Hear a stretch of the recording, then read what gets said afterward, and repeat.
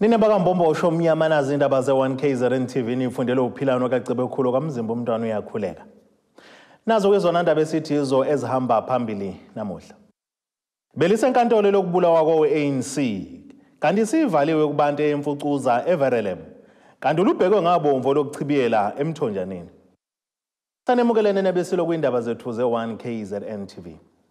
Inkantolo enkulu eThekwini KwaZulu-Natal namuhla ilalelo waphenduka ufakazi wombuso kubasolwa abathathu ababoshwe icala lokubulawa likhansela le-ANC kuward 103 uMinenhle-Mkhize. Uvumani Dlamini namuhla uchaze kabanzi ngento eyenzeka ngesikhathi kubulawa kukhabazela ngoMasingana wangonyaka 2022. uMkhize wadutshulwa wabulawa esangena nje ekhaya lakhe eCliffdale ephuma kodlala ibhola. Mbukele ekhaya kuleli cala kuzobaleka ukuthi siqale sichaze mayelana nendlela umsolo noma abasolwa bobabili ababoshwa ngalo.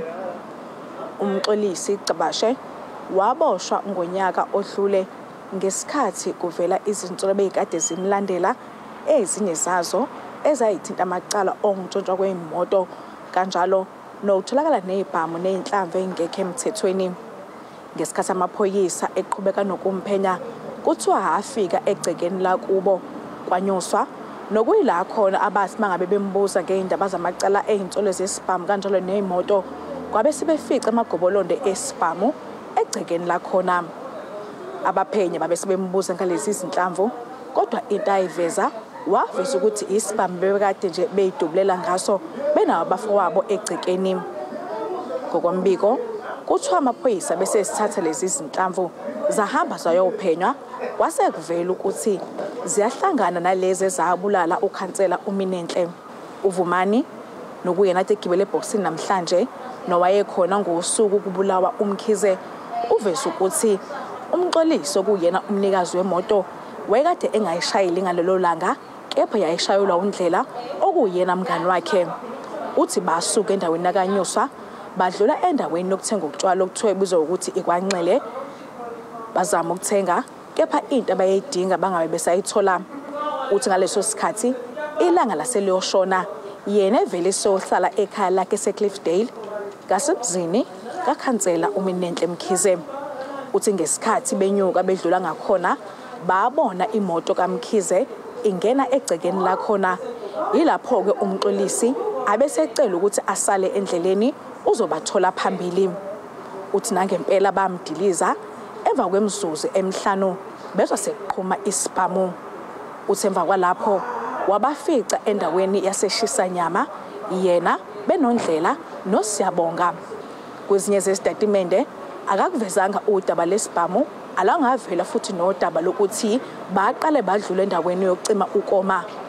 Kodwa uthi emva kwalapho sekuqhubeka uphe nabaphenyi belokhu befika kubo wabeseveza yonke into waphinde wachaza nangabanzi nangejacket okuyiyona ekade igqokwe umxolisi ngelanga lesigameko. Uthi ke ijacket okuyiyona ayigqokile yayikade inembala omhlophe omnyama kanjalo nogrey inesigqoko. Lo jacket kube sekuphonsa imibuzo kaningana njengoba nomfakazi wayizolo kuyindodakazi kaMinenhle eyivezile indaba yejacket ema-stripes. Okunye okuvelile ukuthi uDlamini uke wamvakashela ummangalelwa owesibili ejele kulonyaka ebuza ngokuthi yini abayixoxa. Uthi wamtshela ukuthi yena usekhathele ukuhlala ejele usefuna ukukhuluma iqiniso. Emva kwalapho ube sethutha kulona leyo ndawo le yasempendle njengoba ebesegcine endaweni yokuvikelwa kofakazi. Icala liyaqhubeka nakusasa njengoba kulindeleka ukuthi lithathe izinsuku okanye amasonto amathathu. Kude bokhosibisi wezindaba ze1KZNTV kuchannel 261 ngibeka ngisenkantolo enkulu eThekwini. Amalungu omphakathi akwad 59 eBuffalo's Drive Verelem eThekwini KwaZulu-Natal athi afuna ukwazi ukuthi ke kufanele enzeni ukuyiphilisa kulene lesinqumo sikamasipala weTheku sokuthi umphakathi kawusavumelekile ukungena endaweni yokulahla imfucuza ekuyona ke le ndawo kusukela namuhla njengoba amaphoyisa kanye nonogada bezokwenza konke okusemandleni ukuqinisekisa ukuthi ivikelekile. Lo mphakathi uthola ithuba lokuphefumula ngesikhathi kuqhubeka umhlangano womphakathi kulandela ke isigameko sokudubula lapho kwalemala khona inqwaba yabantu ngempela sonto. abhodla umlilo amalungu omphakathi eBuffersdry eThekwini ngeyintolo ebhekiswe kuwo imeya kamasipala iTheku kanye nabasebenzi bendawo yokulahla imfucuza. Lo mphakathi uthi njengoba uyiphilisa ngokucosha imfucuza kawukwamkeli ukuqatshelwa kwabo ukungena kule ndawo. Lokudla nisana kangadliwa umasipala eqala ukuthatha ukudla lapho sabantu so ningathi ukudla nokuthi beke kuthatha bona umasipala qala imoto sifike zime lapho uqala bavuma kahle emotini zabo bathi abafema office okude sibabhekile kuze kuthini ukuthi ningathi ukudla kunobuthile koqala mina kuqala uma nizothi ndenza kudla kuqala umasipala bila abantu bahole laba bahole abantu bona imali enkulu kabi asinalutho thina kodwa thina siyoza kudla bebekudla bona ngobani. Ngiyavuma ukuthi imeya akasadingi imcondo wamntu pha. Namhlanje nifuna kuphume igama lokuthi sithini na? Abantu bayalimala beluze imiphefumulo yindlala nalibhemi anjani sapota ikhaya. Into esikhuphula pha yini yindlala. 2020 mina ngikhishiwe esikoleni ngiluze ibhasari ngoba ngihlulekile ukufunda ngobani ayikho network eBuffersdry. So ngahluleka ukufunda.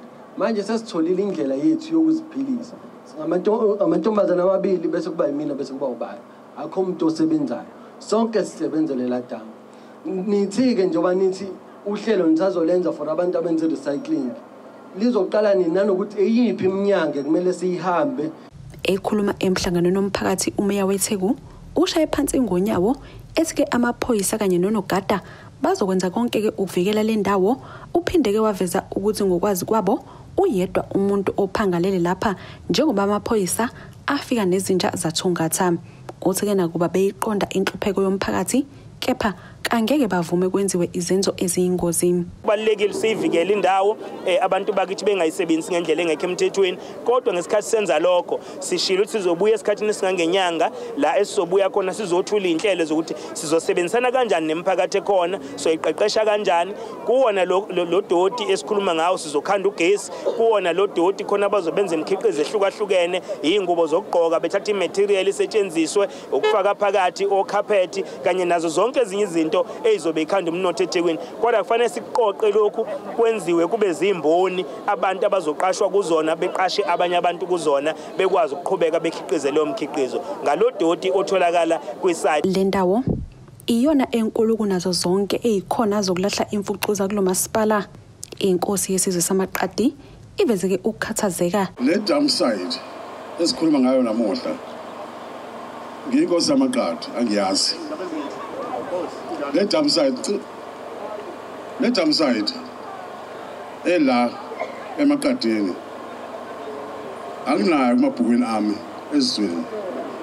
Le dam site enjena nje ngenxa ukuthi asibambisene siyesaba uwena umhlaba kodwa iphithi lekhuluma ngayo elithi ngeyenu kuzobe yena ngifuna ukuthi ngibabize umasipala mhlawumbe phansi la ngibangitshela ukuthi bayinike obani le ndawo le. Le ndawo izoqhubeka nokuvalwa. Ezintabeni ze1KZNTV kube kuntomkhona Mvubu eThekwini. Iyobanjwa ngeshone naye kupheleni kosuku lanamuhla kumaqembu ezombusazwe angahlukene kumasipala waseMthonjaneni enyakatho nelikaMthaniya njengoba ke zidlana imlalo okhethweni lokuchibiyela olubanjelwe kuWard 6 kuona lo masipala. Lolu ukhetho luza ngemuva kokwesula esikhundleni kwekhansela leANC elabekade ke linqobo okhethweni lohulumeni basekhaya ngonyaka u2021. Kakwaziwa ukuthi iyozala nkomono okhethweni lokuchibiyela olusezindaweni ezimbili ezingaphansi kwesifunda eKingcetshwayo okunguWard 2 wasenkandla emabhuqwini kanye nakuWard 6 kumasipala uMthonjaneni. Ithimba lezindaba le1KZNTV lihambela kuWard 6 eMthonjaneni lapho bezitholene phezulu phakathi kwamaqembu ezepolitiki ehlukene. Umgcini mafa weEFF kusifunda eKingcetshwayo uMondli Shabalala uthi bathathe isinqumo sokuvuselela amagatsha abo bese befundisa abantu ngokubafanele nokuyisona sizathu esinqala sokungenela lolu khetho. Sisathe isinqumo esikhulu sokuthi we need to start afresh sikhande ama branches eEFF ukuze phile. So sifikelana ngalo mqondo noma sifikela ngalo mission yokuzokhanda ama branches eEFF. Sijabule kakhulu ke msakazi uma sifika lana sithola ukuthi iqembu leEFF likhona. Sifike salikhanda iqembu leEFF sangenela i-by-election ekhona njengoba uyibona sikhona khona la eWard 6 ukuthi sizongenela i-by-election. Ilungu lesigungu sesifundazwe leANC uMakhosazana Zuma uthi-ke njengoba le wadi bivele ingeyabo ngabaziboni nakancane begudluka kuyona. Kuzokhumbuleka ukuthi kube nekhansela elisulile lasishiya bekuyiwadi yethu namanje ke futhi sazoyithatha le wadi. Siyathembisa ukuthi soyithatha konke sikubona kuhamba kahle ngoba izinamba ziyasivuma kodwa futhi ngale kweinamba siyabona ukuthi ngendlela esenza ngayo as ANC we remain committed to ukutshintsheni impilo zabantu. Ilokhu ke esilokho esikwenzile la ngokusizwa ilaba abathunyiwe kuhulumeni ukuthi bazame ukuthi benze ngcono. Kanti ke uTobias Gumede ongunobhala we-IFP eKingcetshwayo uthi ke bazozidlela amahlanga kule wadi beyithathe beyibuyisele ku-IFP. Sikhona lapha ke by election ke ukuba sizothatha iwadi siyibuyisele ku-IFP ukuze abantu bathole izidingo zabo. Siyazi ukuthi le ndawo indawo emgwaqo ikhala ngamanzi ikhala ngezindlu. Siyazi ukuthi i-IFP ngeqembu nakelayo uzongena ekhaya wethu siwini wadi kwakhulu. Siyazi ukuthi vele zothi vale ikhongo 9 already vele seswini level. U12 solishanje sesibuza sesiwenile. Ezindabeni ze1KZNTV kubeka umqondisi Miyeni ngeku-Ward 6 eMelmote. Kulindele ukuthi ke kuthatha amasonto amane ukuqulwa kwamacala enkohlakalo ukukhwabanisa kanjalo namanye okubhekene nalo wabekade emeya yaseThekwini uZandile Gumede kanye nabangama-21 asolwa nabo. Laba abasolwa ngokukhwabanisa ithenda ka-320 million randi yokuqoqwa kadodi.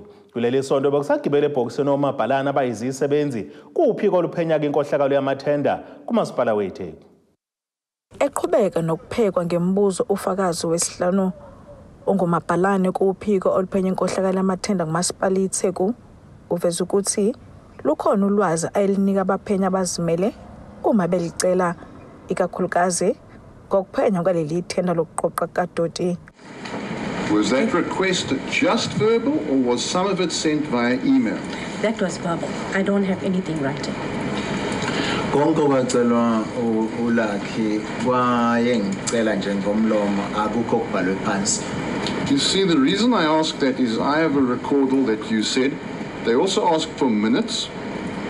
And once the request is sent to us, now how would a request be sent to you? From the external? Yes, but how would that request be sent to you? It can't be verbal. Surely it must be a document or an email. No, okay, that could be in error. But this minutes that I've given Renica is all verbal. I've got nothing in writing. Okay, when you say that would be an error, what are you referring to? Is that it wasn't given to me in writing. It was given to me in verbal. All right. Uma ngithe ngabhalelwa ayangaze ngibhalelwa wayekhuluma nje nami mayiphutha ukuthi konke ngibhalelayo. You've also told the court that in respect of, and you call them contracts, there were missing pages. Sorry, say that again. You've also told the court that some of the, as you called them, contracts that you handed over to Lucky, there were some pages missing in the contract. Sorry, contracts, or is it these? I'm using the words that the witness used. Contracts. Yes, but she was referring to these exhibits. Yes, that correct. Correct. Correct. So she just used the term contract. Clarified it, so just That's really pleasing. The documents, the decisions that you handed over to Lucky Reinek, you mentioned that in certain instances there were pages missing. Correct. When you handed over those documents, did you tell the investigator, here's the document you requested, but it's missing pages? No, there was no need. No need. Leli Icala libe sehlehlela umsomluko wangesonto elizayo kuDebogo Space enkantolo enkulu eThekwini. Ake sithi shelele itorweni yabesilo sophinde sibuye nezinye izindaba.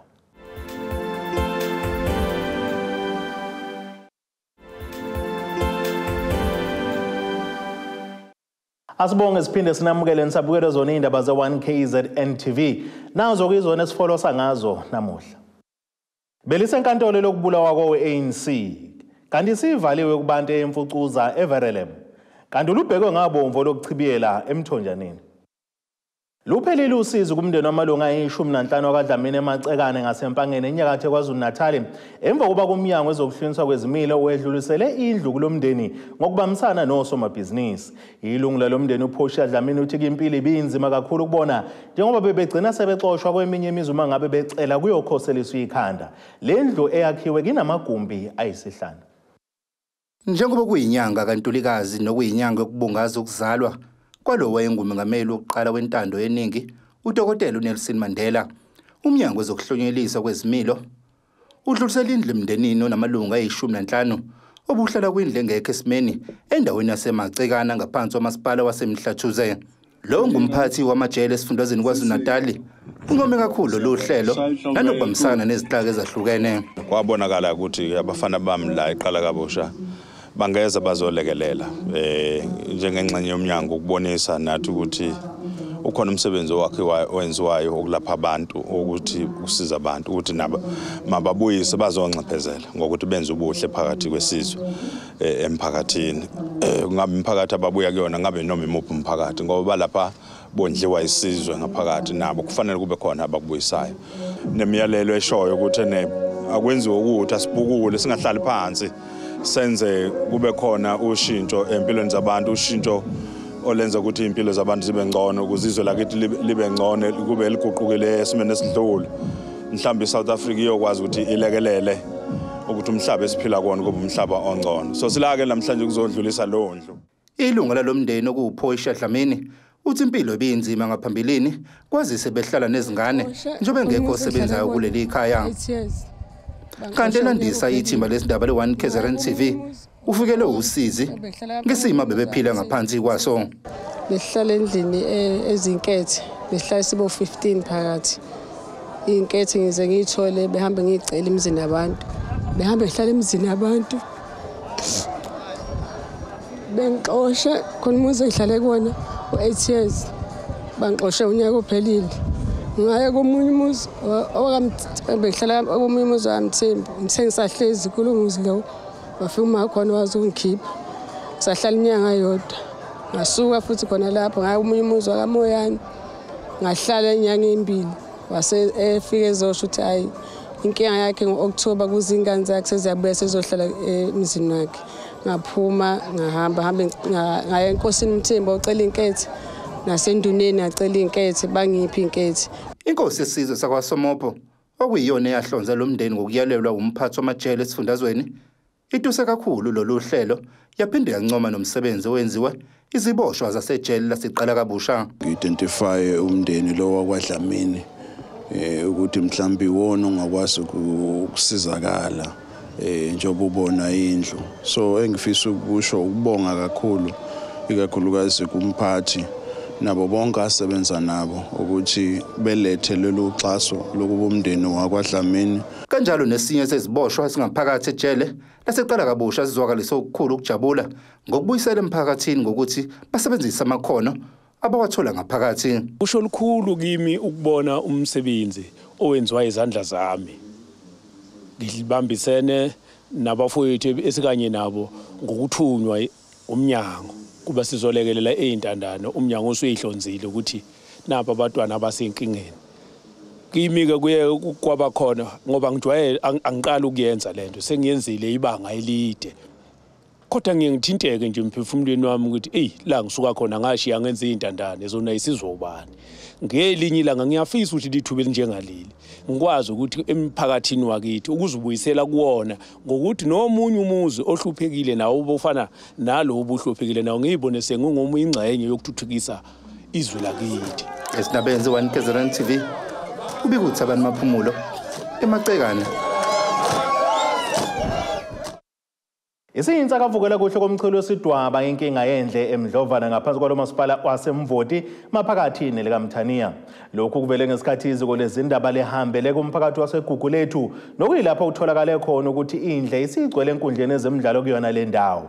Umphakathi ubusuzwakele ukukhathazeka kwawo njengoba iphunga lendle lingelihle kanti kusola ukuthi ke lingahle libafakeleke nezifo. Ubhekene nengwadla umphakathi waseGugulethu eMdlovane ngaphansi kamasipala uMvoti kulandela unganakekelwa kwendle. Usithembiso Sokhabase uthi ukugcwala kwendle kuyabalimaza kakhulu. Ukuhlukumezeka komphakathi sekuze kwasilimaza kakhulu.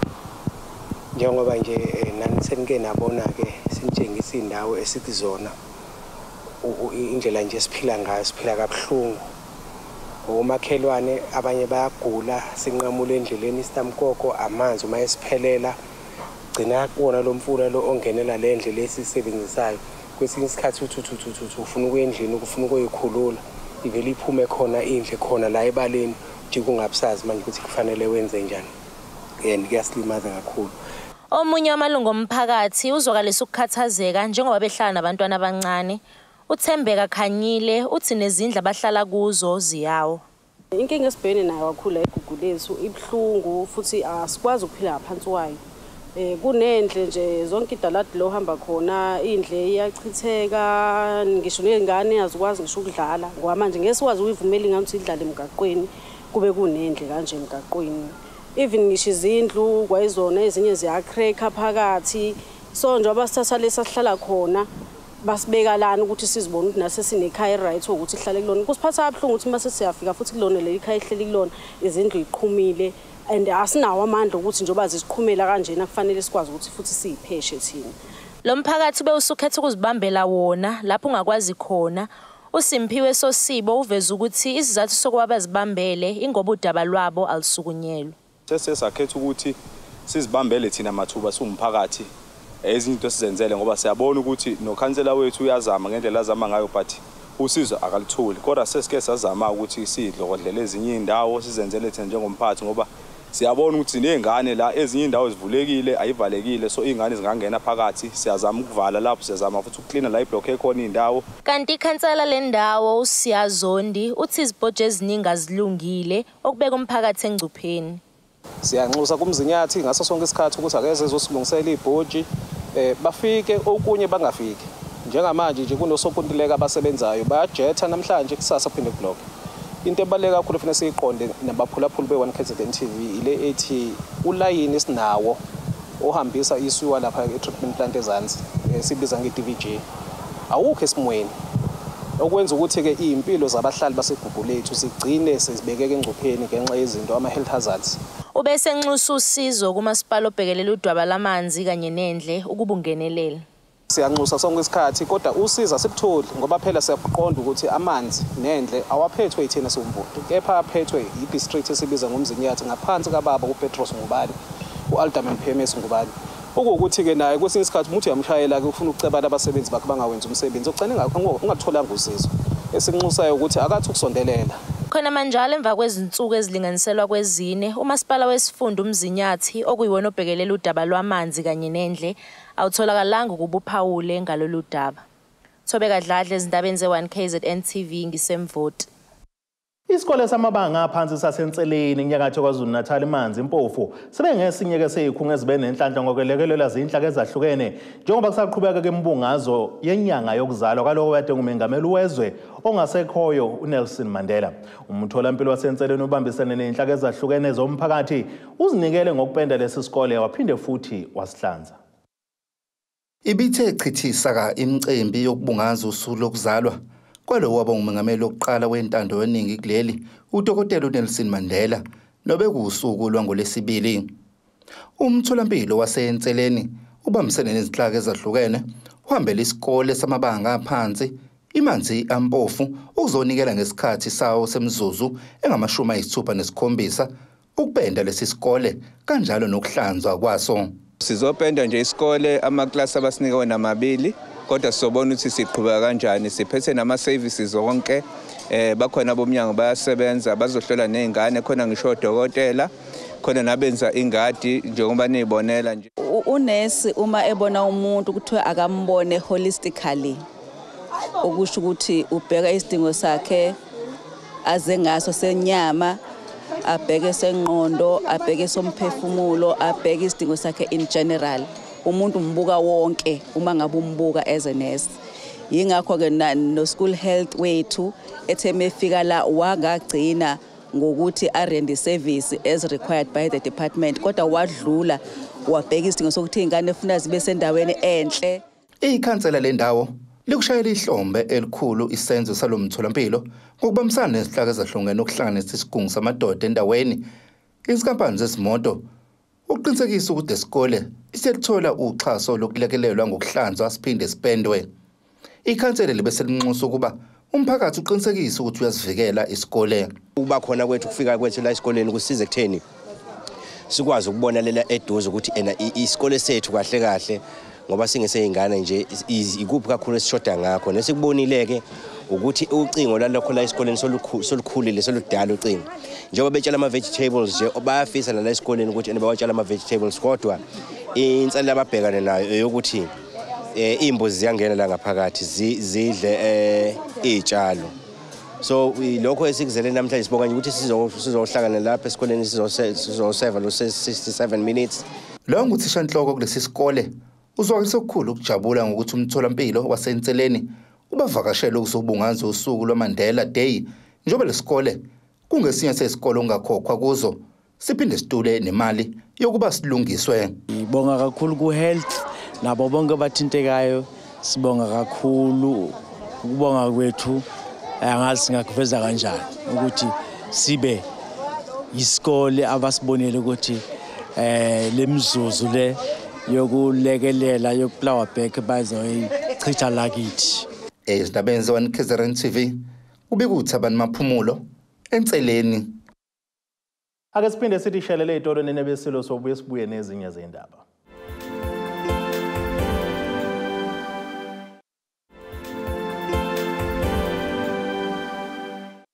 Asibonge siphinde sinamukele nisabukele zona indaba ze1KZNTV nazo kwizona ehamba phambili namuhla. Belisenkantolo lokubulawa kwe-ANC kanti sivaliwe kubantu emfucuza eVerelem kanti lubhekwe ngabomvo lokuchibiyela emthonjaneni. Ake sibheke enkosini yezomnotho.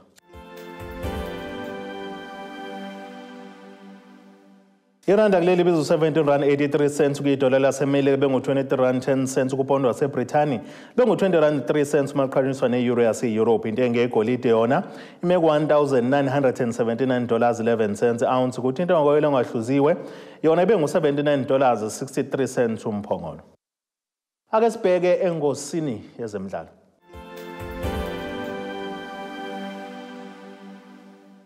Umqeqeshi obebanjisiwe iBafana kwi-Hollywood Bets COSAFA Cup eqede kuyona ke endaweni yesithathu uMorena Ramoreboli ukholwa ukuthi ke ithuba yena kanabadlali bakhe abanikezwe yiSAFA balisebenzise ngendlela ezobavunisa kuyithelo ngokuzayo.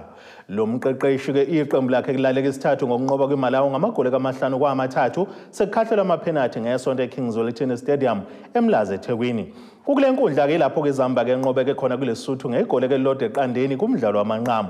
Maqede ke yakhala emuka ke nesicocoko sawo sesikhombisa salomqhudelwano. Lo mqeqeshi wompetha baseBotswana iJwaneng Galaxy uzwakalisa injabulo ngethuba lokuzibonakalisa abanikezwe yiSAFA. Ake sibheke nasesimo sezulu esingalindeleka.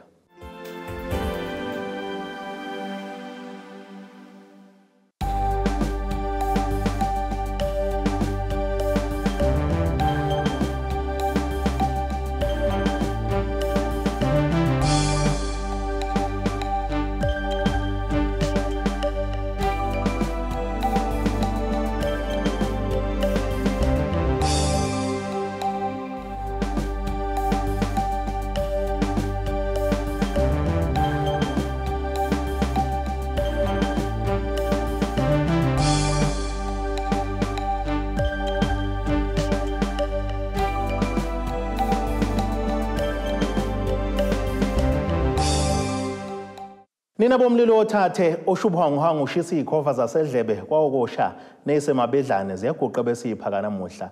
Mina ngakola muhla ngothi nethemba lonke le indaba sithi khulu.